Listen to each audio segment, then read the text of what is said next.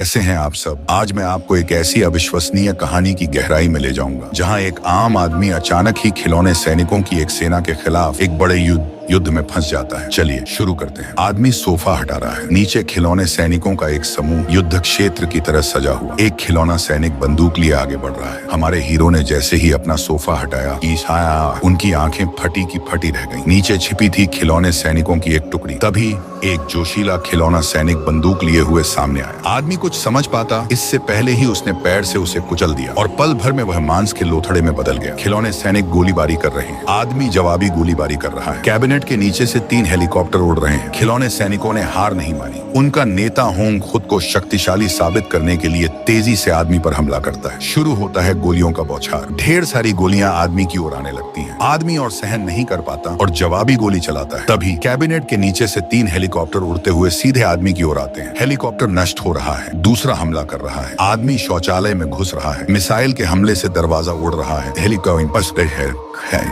Helicopter अंदर घुस रहा है। अजीब बात यह थी कि हेलीकॉप्टर निशाना चूक गए और आदमी को मारने के बजाय आपस में ही टकरा गए। एक हेलीकॉप्टर को नष्ट करने के बाद और भी हिंसक तरीके से हमला करने लगा। कोई रास्ता न देखकर आदमी शौचालय के अंदर छिप गया, लेकिन सांस लेने से पहले ही मिसाइल के हमले से शौचालय का दरवाजा उड़ गया और एक हेलीकॉप्टर सीधे अंदर घुस गया। तौलिए से हेलीकॉप्टर को लपेट रहा है। पिस्तौल से दूसरे हेलीकॉप्टर पर गोली चला रहा है। खिलौने सैनिकों को कमोड में डाला जा रहा है।